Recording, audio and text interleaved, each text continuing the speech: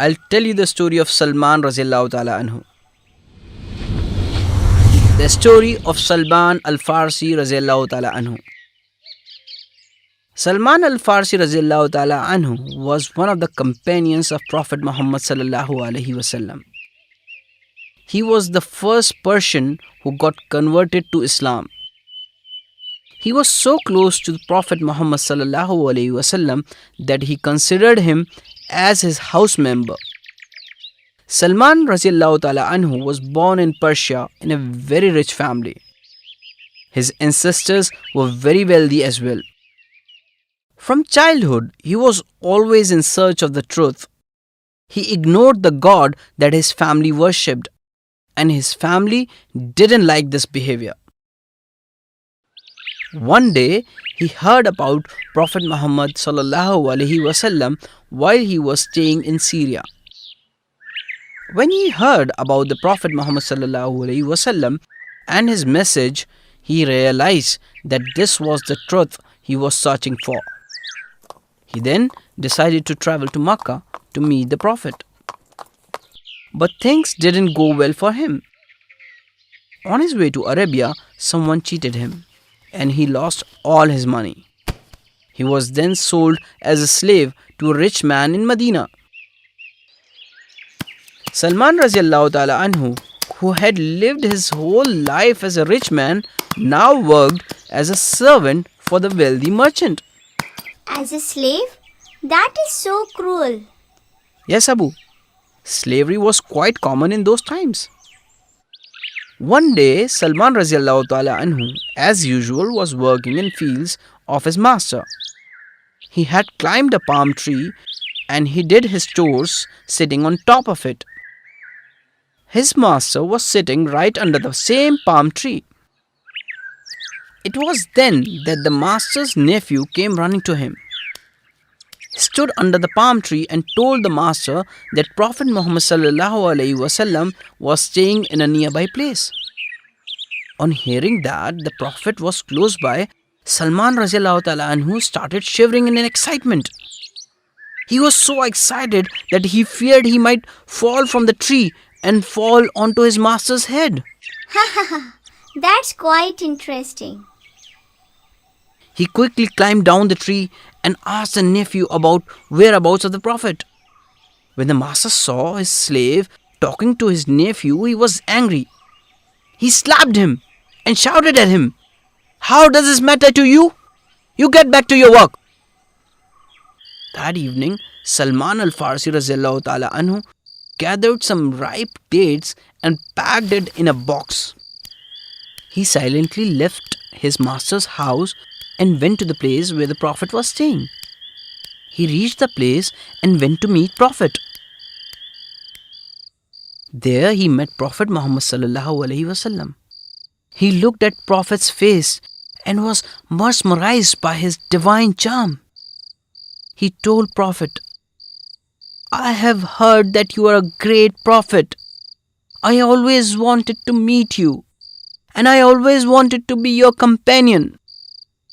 He gave the box of dates to the Prophet and said, "Please accept these dates as my offering." The Prophet ﷺ accepted the offering and then he asked his companions to eat them. However, he did not eat any of it. Salman Raziyallahu Ta'ala Anhu observed that the Prophet Muhammad ﷺ did not eat the dates. Therefore, he gathered some more dates and went to meet the Prophet again. He met the Prophet ﷺ and said, "I noticed that you did not eat the sadaqah I gave. This, however, is a gift for you." Prophet ﷺ was impressed with Salman Raziyallahu Ta'ala Anhu's character and he happily accepted his offering. This time he and his companions ate the dates. The Prophet Muhammad ﷺ accepted Salman Raziyallahu Ta'ala Anhu as his companion. In the meantime, his master realized that his slave was missing. He went searching for him. The Prophet, when came to know about this, released Salman Raziyallahu Ta'ala Anhu from his slavery by paying a price for him. Salman radiallahu ta'ala anhu was so blessed that the Prophet himself helped release him from the slavery. People call Salman Al Farisi radiallahu ta'ala anhu as Salman of Good, as he was very caring and he was concerned about others all the time. He was a simple man too. He had only one cloak which he wore and slept on. Once, Salman radiallahu ta'ala anhu visited Abu Darda radiallahu ta'ala anhu at his home. Abu Darda radiallahu ta'ala anhu was also a companion of the Prophet Muhammad sallallahu alaihi wasallam. He found Abu Darda radiallahu ta'ala anhu's wife in a miserable state and she looked very tired. He asked her why she was looking so tired and upset. He understood from her reply that Abu Darda radiallahu ta'ala anhu had renounced all the worldly materials and he lives only with what is just sufficient. At the same time, poverty was striking them from the other side. Salman radiallahu ta'ala anhu decided to talk to Abu Darda radiallahu ta'ala anhu about this and decided to advise him to make a relaxation on his current style of living.